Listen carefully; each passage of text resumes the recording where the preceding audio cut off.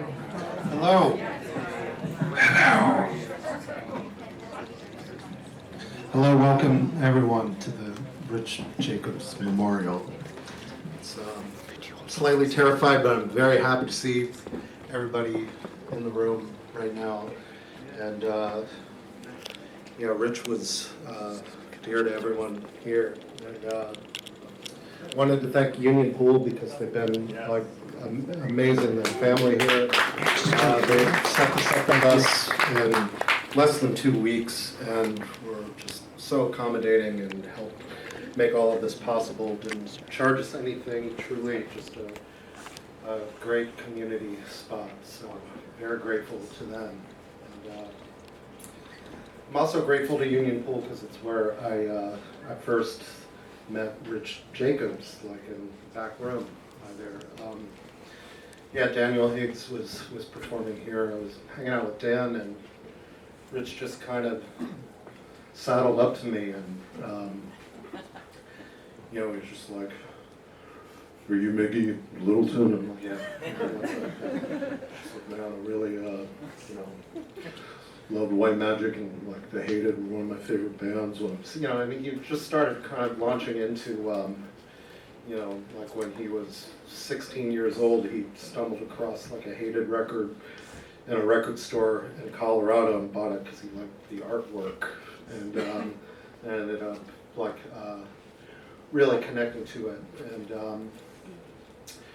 And so he asked me all about like the scene of growing up in Annapolis, and wanted to know about all the members, and he asked about my friend Kenny Hill, who was one of my best friends. And maybe 3 weeks after I met Rich, my friend Kenny died, and Rich reached out to me. And as I was going through Kenny's archive, he had all of these like punk flyers, and I just thought, man, I should get in touch with that guy Rich, because I bet he would, have a place for this stuff. And so I got together with him and gave him all these flyers, and it just kind of started a great friendship that was just based on sharing cool shit. And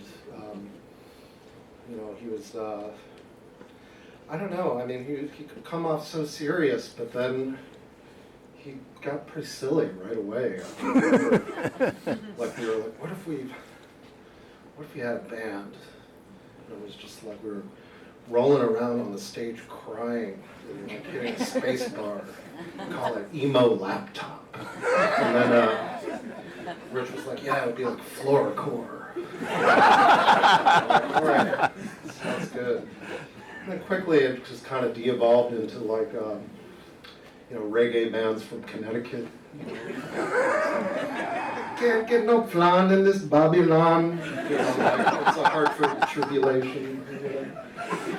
But we talked all the time, like every day. Just started like going out to concerts.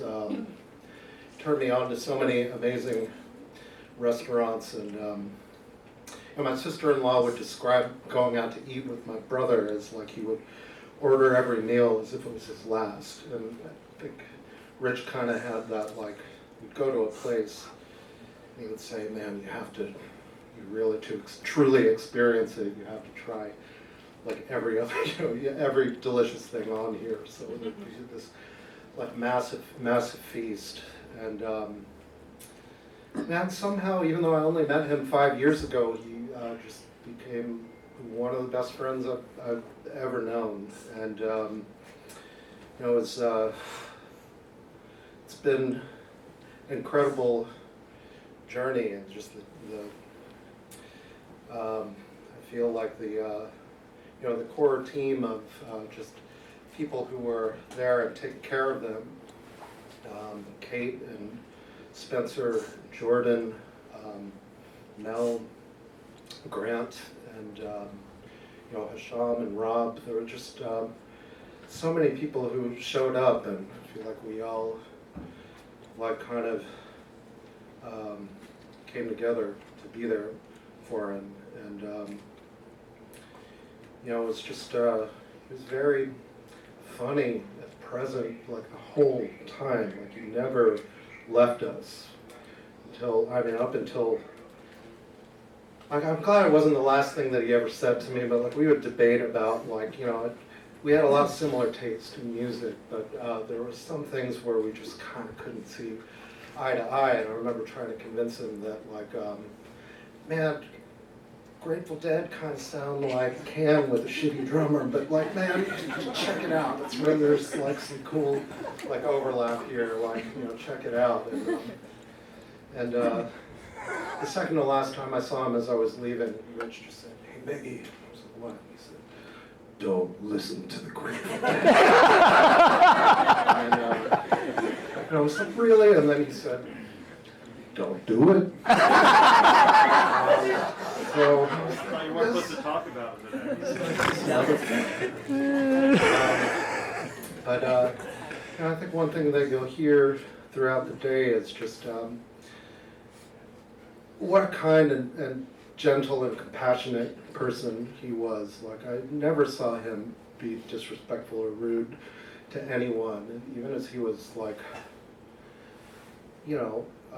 very sick and having to like navigate a broken healthcare system, and just I don't know, he was just always so kind and polite to everyone. I mean, he was like going through the heaviest stuff, and he'd call me up and be like, "How are you doing?" And I'm like, "I'm fine, man. How are you?" But he always was thinking about other people. I didn't really plan anything out, but I wanted to just, I don't know, about a month ago, like Rich approached me about having a concert. He really wanted to be with people. He wanted to hear music again, live music, which he loves so much. And he's not here with us today, but I feel like he's in the room with us right now, and here's, the things he loved most and what he lived for, art, music, food, community. It was like so important to him, and so it's amazing to have everyone here. And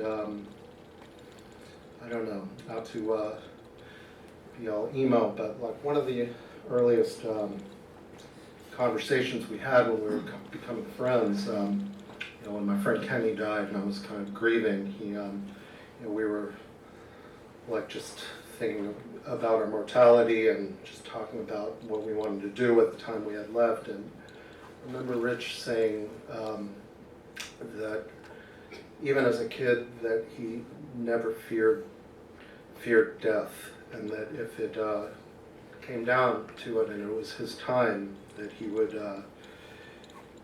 be at peace with how he conducted himself and how he treated other people. And so I just wanted to encourage that, like, as for the, for the living memory, to just pause for a moment before we have music and speakers, and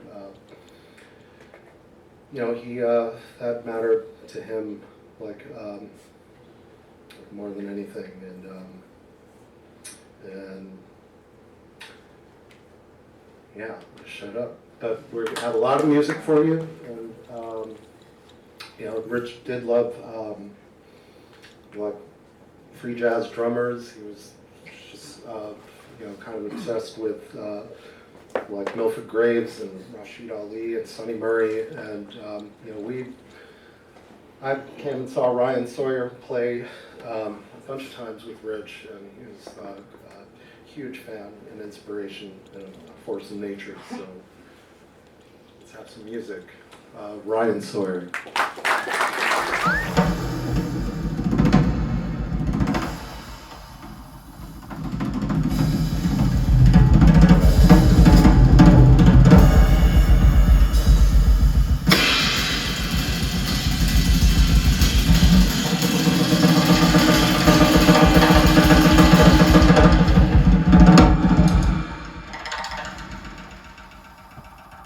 Oh,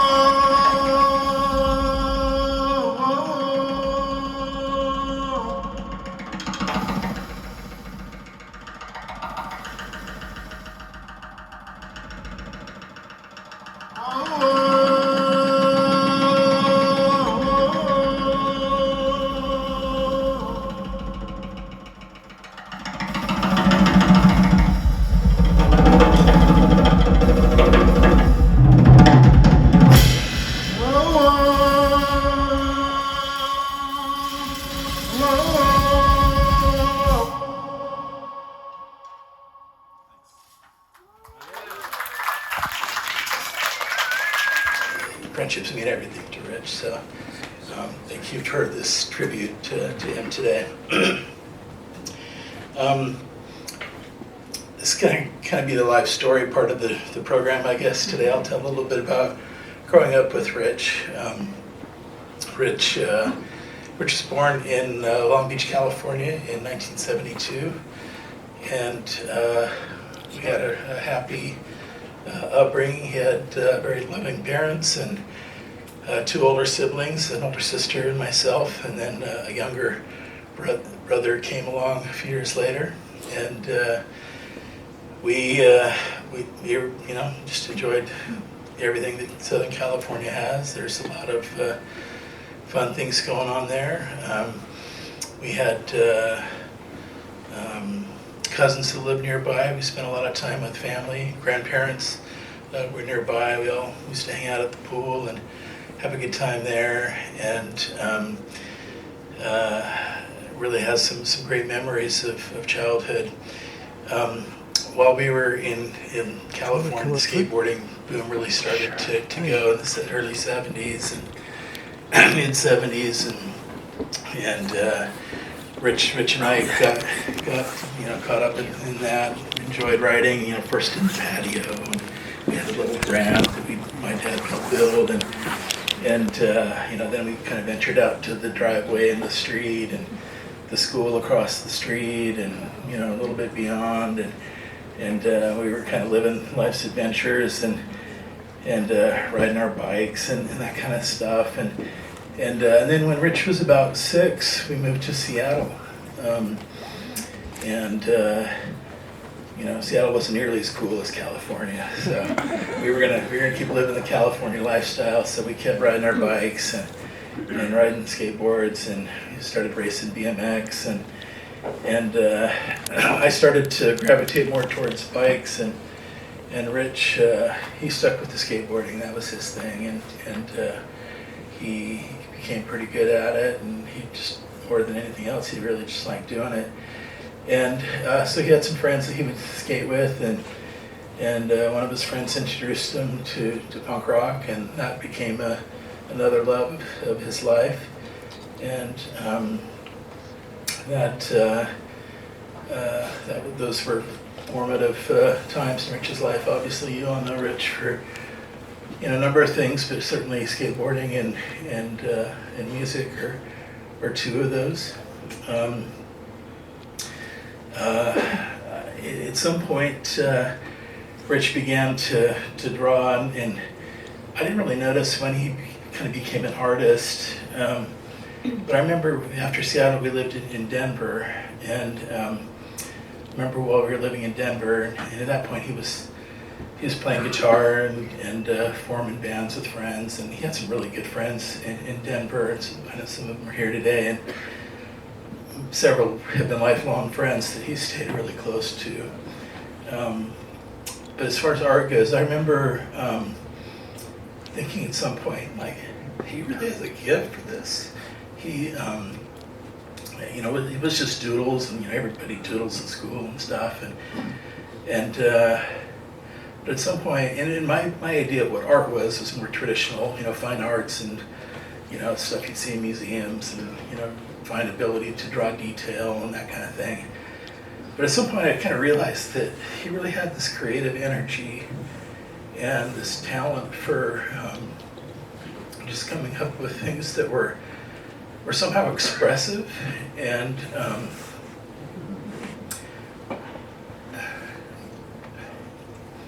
it moves. Good art moves you in a way that just simple doodles don't. And so it was Denver that I kind of figured out that that's what Rich was about.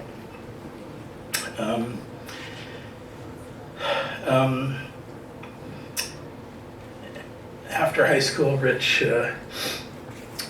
thought he wanted to be an artist, and so one of the things that some artists do, at least, is go to art school, right? And Jordan and I were talking about this a little earlier today about his decision whether to go to art school. He was admitted to Otis Parsons Art Institute, which is really prestigious art school, and so that again, I said, wow, he's a pretty serious artist if he can get into a school like that. Rich hated it though. He didn't like being taught what art was supposed to be, or like this is the classical, style of. I didn't go to art school, so I can't really say that. To Rich, it was not allowing him to be the kind of artist he wanted to be. So he was done with Otis. He left Otis, and he decided he was going to do art his own way. And he's been doing that ever since. He's really developed a unique style, and Rich was just doing Rich. In adulthood, Rich lived in San Diego for a while, and then in New York. He met Kate here, and they went to Oakland, and later in life back to New York again. And despite the physical distance between he and our family, we were kind of West Coasters or Intermountain Westers. I don't know if that's a group. That's where we were. We weren't physically nearby him, but we always felt close to him, and we really loved Rich, and we knew that Rich loved us. He would tell us every time we talked to him, "I love you, Mom. I love you, Dad. I love you, Rob." He said it every time. Excuse me. Later, Rich established his own family with Kate and Spencer. I guess that was kind of in the middle of all that moving around. Spencer joined them, and family and life took on new meaning, especially when Spencer came to be. What joy! Excuse me. That has brought Rich, and. Rich loved being a parent. He loved being a dad, and he was so proud of Spence and all of his accomplishments. And every time we spoke, he would give me an update on something cool Spence was doing, and it was really clear that that meant everything to him. It's really great to see the kind of young man that Spence has become, and one of the things I think Spence has adopted traits from both his parents, but one of them I think is just the need to be his own person, right? Just like Rich did Rich, Spence does Spence, and I really love that about Spence, doing things his own way in life, and he's gonna have a great life. Kate's been so good to Rich too.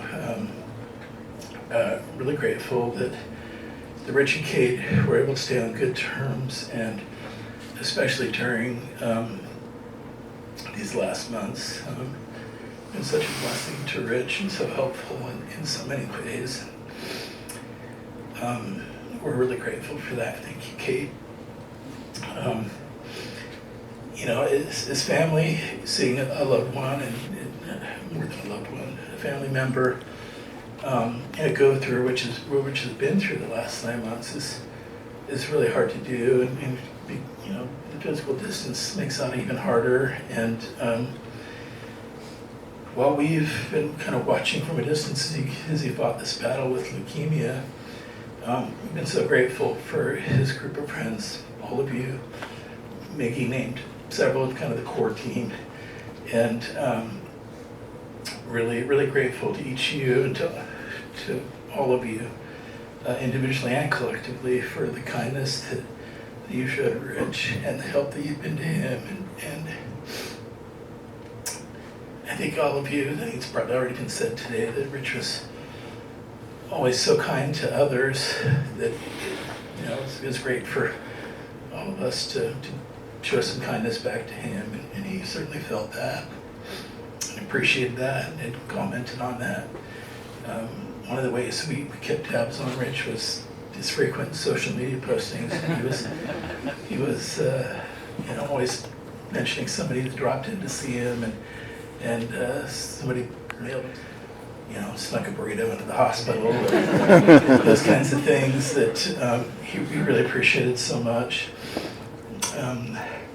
It's kind of funny mentioning social media because Rich really wasn't a tech guy. I think probably know him well enough to know that wasn't his thing. It certainly wasn't his style of art. But he's a social guy, right? And so it kind of made sense that social media would be an outlet for him to stay in touch with his many friends. And he had so many friends all over the place, both coasts and in between and around the world. So that was a good way for many to stay in touch. I noted this week that the announcement that went up with Rich's passing, and that there would be an event today, and some of those kinds of things. I don't really do the social media in a very big way, so to me it's really impressive, but I think it's impressive to most people. You had like 4,500 people that had loved that. Just, you put the heart on there when you like it. That's a lot of people. That's a lot of love. And 900 people had commented. And as you read the comments, so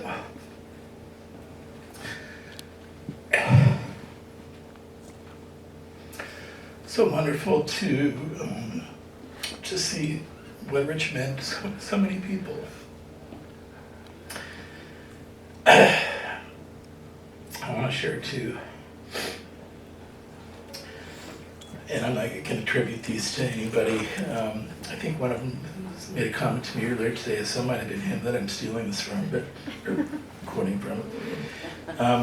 He said, everyone I know was a friend of Rich's. It's pretty amazing to think about that. Everybody he knew somehow was connected to Rich in some way.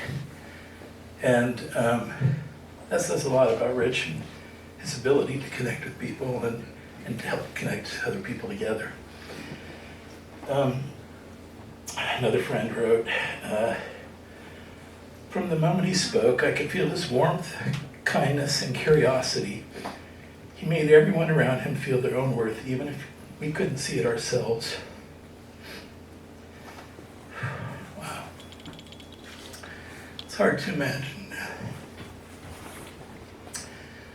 a greater compliment than that somebody could help people see their own potential when they couldn't see it themselves. That's amazing.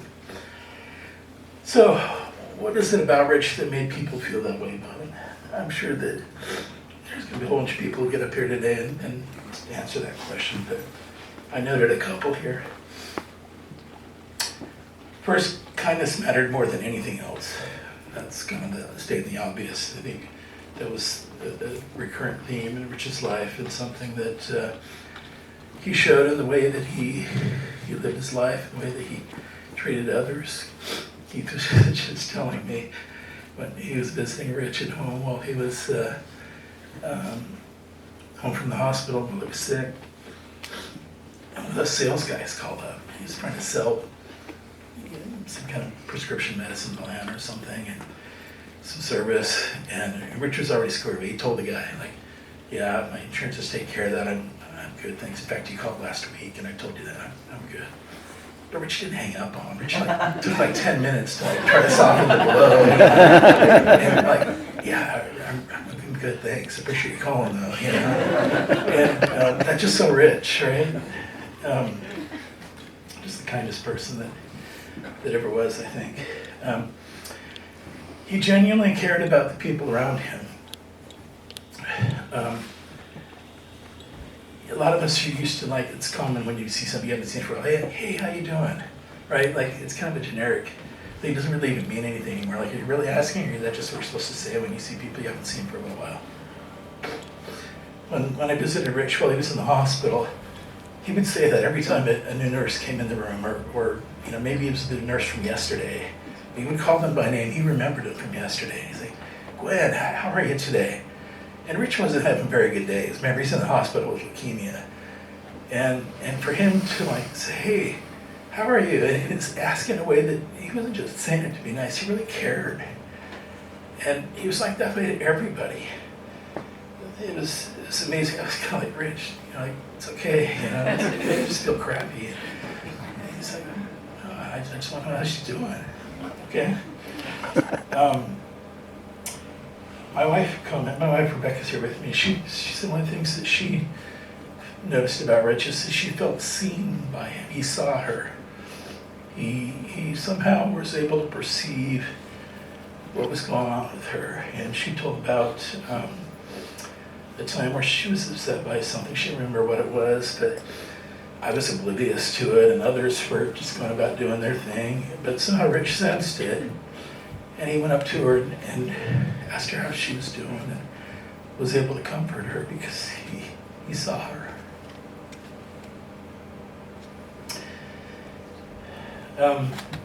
He always assumed the best about people. He never judged.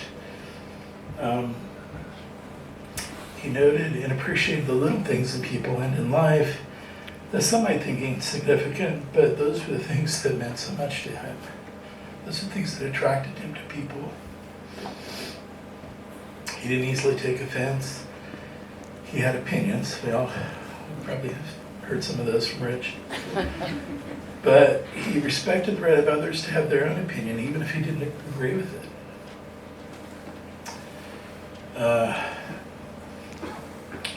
Except for when it came to our sitting president, maybe.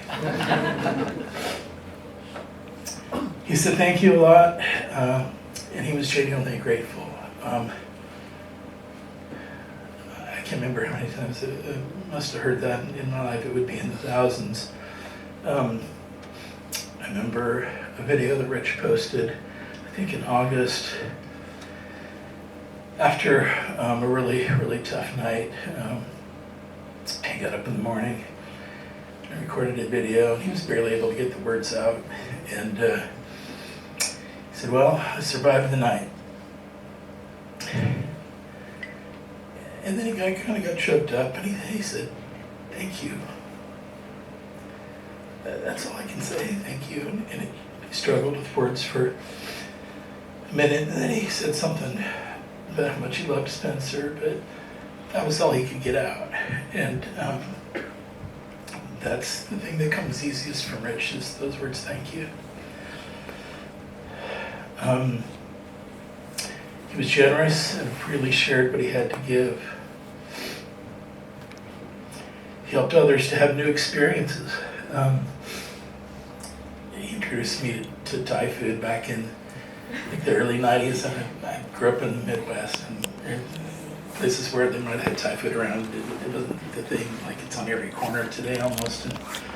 And it changed my life. Wow, I'm so grateful that Rich introduced that to me. That was such a good find. And, last night I had the pleasure of eating at Rich's favorite Thai restaurant here in town, and it was good to kind of reconnect all those things. Rebecca and I were visiting a few years ago, and we walked around Chinatown, Little Italy, and some neighborhoods because Rich had to show us all his favorite places, and we stopped and had something at several of them, and it was a great tour of New York. But it was important that he shared those things with us, and we got to experience some things that we hadn't experienced before. Rich gently encouraged and uplifted us without feeling like we just had a pep talk. Somehow he had a gift for doing that, and he was hopeful and optimistic, even when things were tough, even when he was fighting cancer. There was always that hope and optimism that he was going to keep fighting, and he was realistic about it. He knew he might not win, but you never really saw him kind of resign or give in to that. And even up till the very end, he just continued to will remember Rich for the unique person that he was and his many talents and so many gifts that he had and shared freely. But I think what we'll remember most is how he made us feel about ourselves, about others. He made us want to be around him, just hoping some of him would rub off on us. So now Rich is gone. But I have to ask, is he really? He'll live on in our memories and in our hearts. And Rich wasn't a deeply religious person, but he grew up going to church, and he held on to many of his early beliefs, including the idea that our lives will continue after our time here on Earth. And I hope that notion might give some comfort and some hope to those of us that are missing Rich and feeling his loss. And that might allow us to look forward to our reunion again with Rich someday. I want to just wrap up with a poem by Henry Scott Holland. It's called Death is Nothing at All. Death is nothing at all. I have only slipped away to the next room. I am I and you are you. Whatever we were to each other, that we still are. Call me by my old familiar name. Speak to me in the easy way which you always used. Put no difference into your tone. Wear no forced air or solemnity or sorrow. Laugh as we always laughed at the little jokes we enjoyed together. Play, smile, think of me, pray for me. Let my name be ever the household word that it always was. Let it be spoken without effect, without the trace of a shadow on it. Life means all that it ever meant. It is the same that it ever was. There is absolute, unbroken continuity. Why should I be out of mind? Because I am out of sight. I am but waiting for you, for an interval, somewhere, very near, just around the corner, all is well.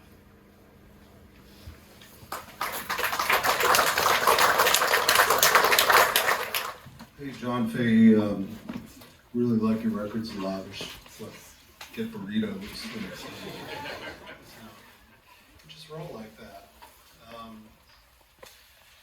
You were exactly 1 week apart.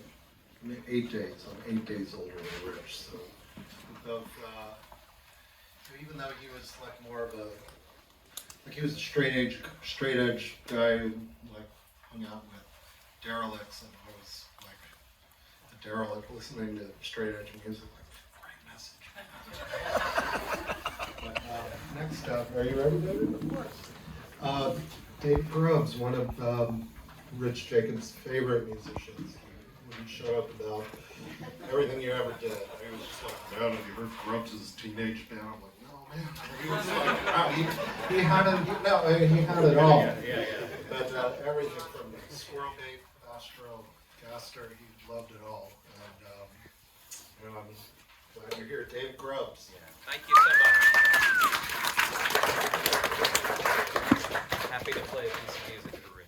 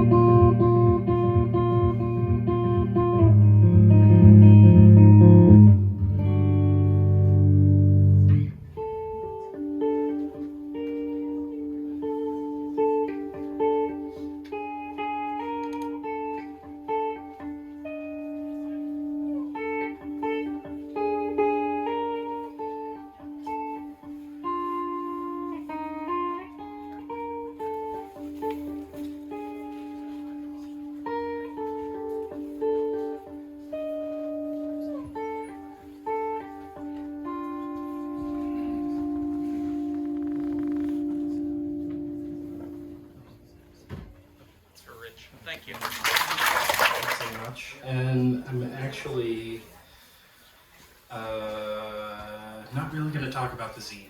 The zine is a part of a greater whole.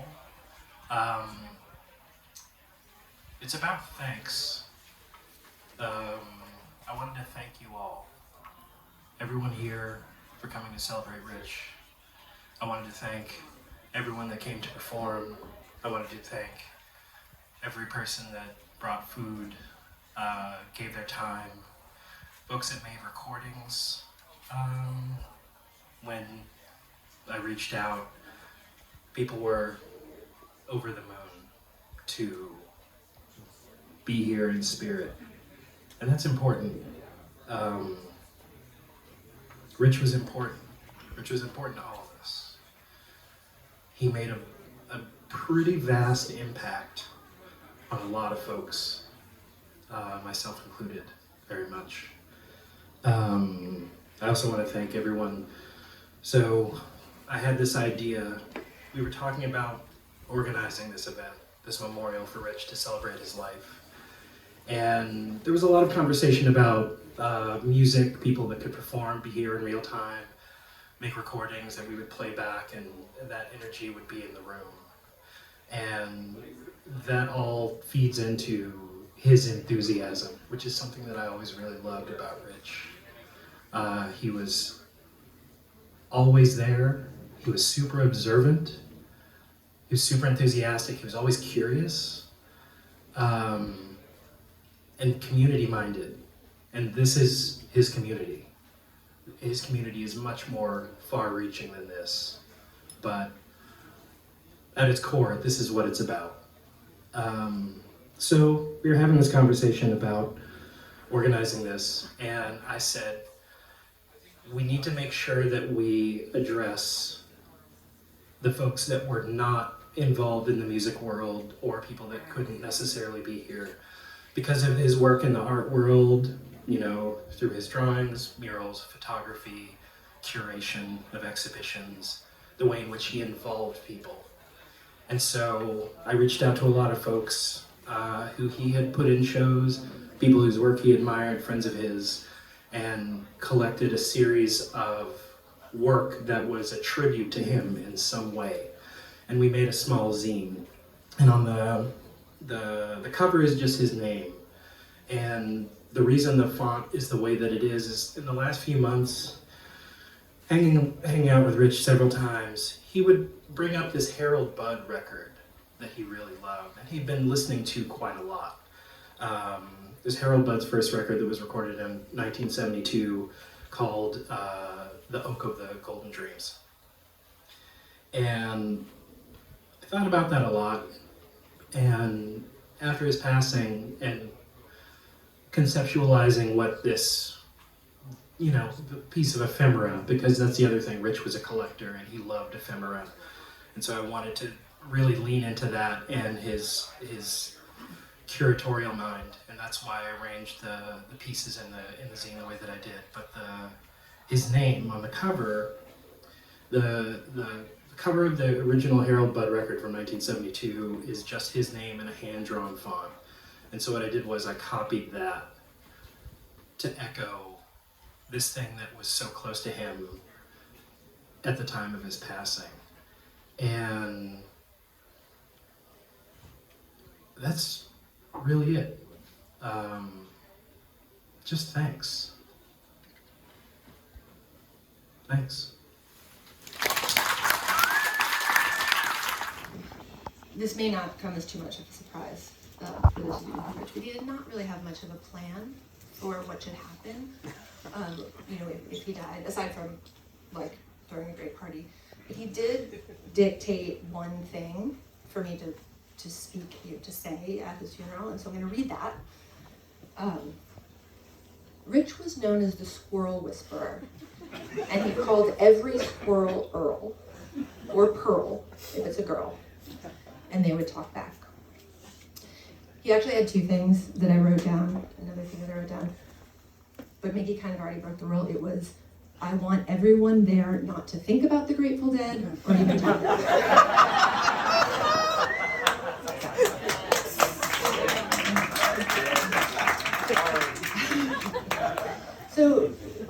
Rich and I met here in New York in 2006. We had a lot of mutual friends, mostly sort of from like the music world. At the time, I really didn't know anything about art, but as I got to know him and to understand like the way that he saw the world, my world started to expand in new directions. And about a year later, when we got married in 2007, a number of people in this room were at that wedding, and aside from it being the best wedding ever, hopefully you'll remember that we, when we did our vows, we invited our guests to participate in those vows, and it was Rich's idea for that vow to be to vow to do something creative every day. And that didn't mean that you had to draw a painting or, paint a painting, draw a drawing. You could just like take a walk and notice something beautiful, or you could hum a tune, you could, make a nice meal. It was really whatever creativity meant to you. Over the next few years, Rich and I moved to California, and we made a family. We made Spencer, who's the best thing we ever made. And we didn't stay married, but we stayed family. And, for a lot of people, when you grow up and you start getting older, like your world gets smaller. But as we're sitting here today, like for Rich, that never happened. Like it just kept getting bigger. There's people here who have known him since the day he was born, and people who only met him a few months ago, and we just all feel the same, about having known Rich. And this past year and these past few weeks in particular have just really been like a reminder of how incredible it is to be a part of Rich's world and a part of his family. When he got sick, he had this never-ending stream of visitors. When he was in the hospital, we were just constantly breaking the visitation rules. And then people who couldn't, who from all over the world who couldn't be there in person were just sending all this love in his direction, and that love has continued to just flow, and it has, helped Spencer and me and so many of us over these last couple of weeks. We feel so supportive. Spencer has so many aunts and uncles looking out for him. And so I just want to thank you all for being a part of that. And then I also thought that maybe we could take another vow or the same vow today. I'm not gonna make you repeat after me. It can be a silent vow, but I hope that we can just keep Rich's spirit alive and vow to try to do something creative every day. Thank you. Rich's very closest friends in life and musical hero, Tim Kerr from the Big Boys, has recorded a couple things, and Dan Higgs and Fumie have also recorded something from Japan. And it's wild to me as when I was traveling with my friend Tara Jane and we would play in San Diego, we would often stay at Rich's house, where he lived with Pall and Toby from the Blackheart procession. But Rich was never there, but I stayed at Rich's house like 3 times.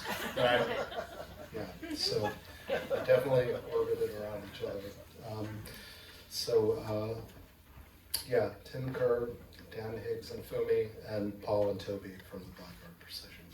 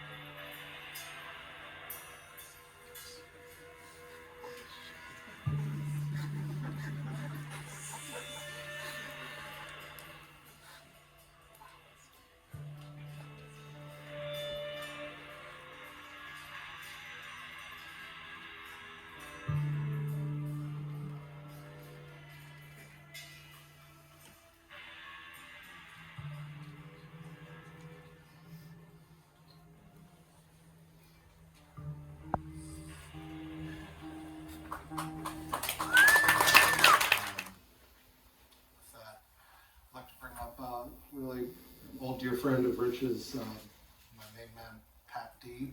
I'd like to share a few words.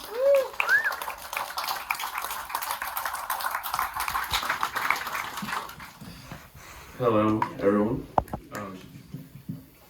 Thanks everyone for showing up for Rich, our old pal. I guess my anecdotal bit is about how Rich and I met, which is very telltale of the way that maybe you all have met Rich in whatever fashion, but I grew up in Southern California, and the cool record store that we went to in Long Beach, California was called Zed's Records, and went there as a teen. Then I went to school in Los Angeles and would still frequent Zed's and knew everybody that worked there over time, including our dear friend Caton from Hyrax. You might know about Hyrax, but you might not know about Phantasm, his other band. So they had the Phantasm demo at Zed's, among other fine artifacts. And one day I was went to Zed's on a regular Sunday afternoon in Long Beach and came across Move fanzine, and it had Guy from Fugazi on the cover, and I said, that looks cool, and opened it up and checked it out, and it was pretty darn cool. All this great, Xerox graphic design and typical Rich style, and I said, okay, I'll take one of these. And that was when I was in college doing college radio, and this guy started calling my show and sort of like nitpicking what I was playing, and he was like, hey man, you just played this. Like there was no operator, it was just me playing records, back announcing, welcome to KXLU Los Angeles, blah, blah, blah. But then in between, this dude was calling like, hey man, you just played that was pretty rad. Like, you probably are into this, or like, but he's kind of talked like my friends from Huntington Beach. But I was like, why is this guy like talk? He like sounds like he already knows me, and he's like reading my mail and whatever. And so then next week, same dude starts, he's like, hey bro, you just played Rocket from the Crypt, that's pretty rad. And I was like, okay, cool. Who the fuck is this dude? Anyway, and so we got to chatting, and he's like, well, I'm in El Monte. I'm like, okay. KXLU was like a kind of like FMU. You could hear it all over Los Angeles, as you can hear FMU like all over, in your car and whatever. So we said, all right, let's hang out. And fast forward to now, this room full of people that I know a lot of you, and then a lot of you in this room have been connected by myself or Rich or both.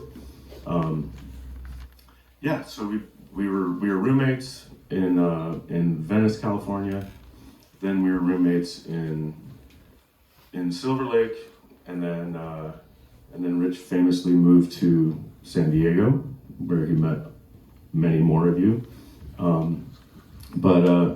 I thought it was like an apt little anecdote that we met each other from, me picking up something that he made with his hands and his heart. And then he found me randomly, like I had already had this zine in my collection, and one of Rich's favorite things to do is make zines. And then, we became friends after that, and the rest is sort of history. And so here's to Rich, and here's to all of you that have made it, and everyone that loves Rich around the world, and we know that there are many, so. Cheers.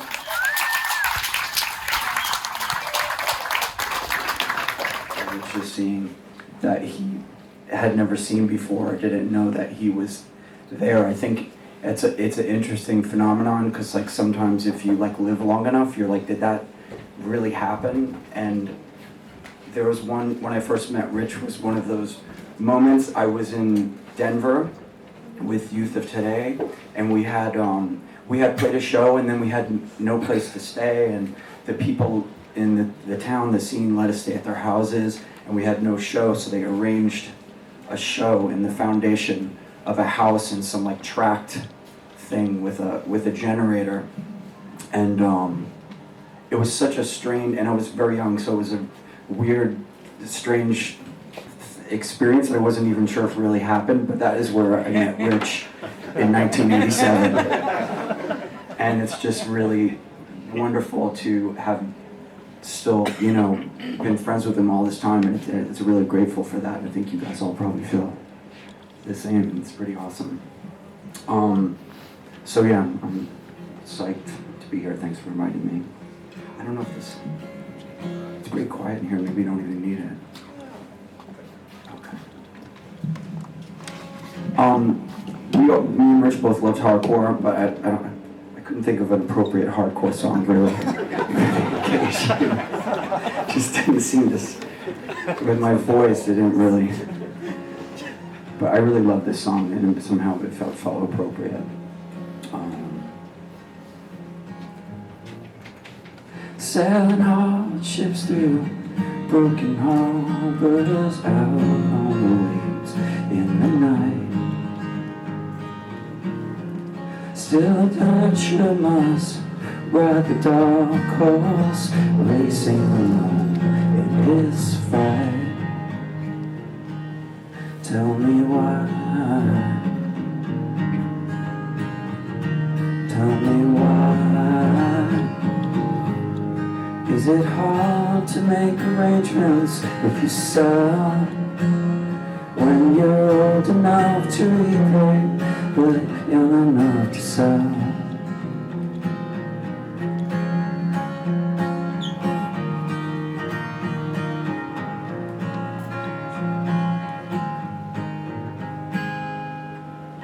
Tell me lies later, come and see me, I'll be around for a while. I'm lonely, but you can free me all in the way that you smile. Tell me why.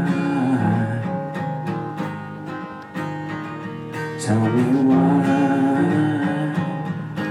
Is it hard to make arrangements with yourself when you're old enough to repay, young enough to sell?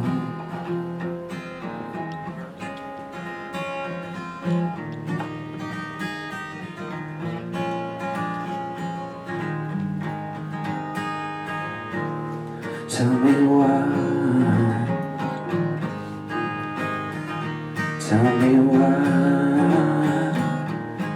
Is it hard to make arrangements with yourself when you're old enough to repay, young enough to sell?